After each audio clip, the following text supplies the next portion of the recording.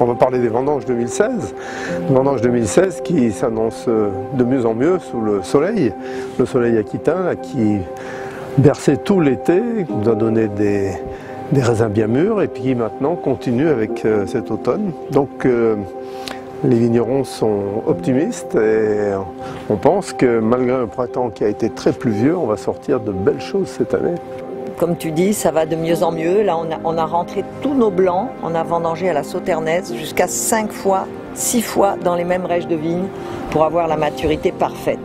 La sécheresse de cet été a concentré les raisins et on a eu des raisins qui sont plus petits mais qui sont très très aromatiques. Donc c'est vraiment, ça c'est un gage de qualité future pour faire les vins. Alors l'année a commencé avec beaucoup de pluie sur l'hiver, ce qui a rechargé les nappes phréatiques, ce qui est très intéressant effectivement.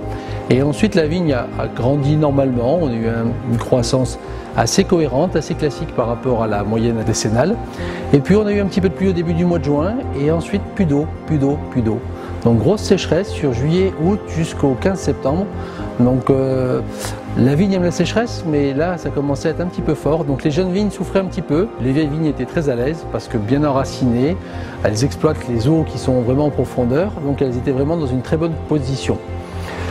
On a commencé les vendanges de blanc le 5 septembre, donc relativement classiquement, donc par des tris. On est allé chercher des jeunes vignes, des choses qui avaient un petit peu souffert de la sécheresse.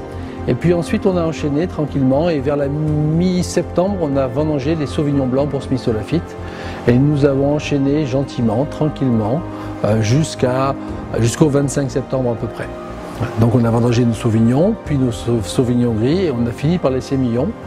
On ramasse des raisins blancs qui ont des belles maturités, qui ont gardé des acidités assez conséquentes, mais qui ont vraiment des belles maturités, donc des arômes de fruits jaunes, de la pêche, de l'abricot, des fleurs, une belle élégance et en même temps une belle richesse. Donc ça va faire des assemblages qui vont être très très intéressants pour les Smith Olafite blancs 2016.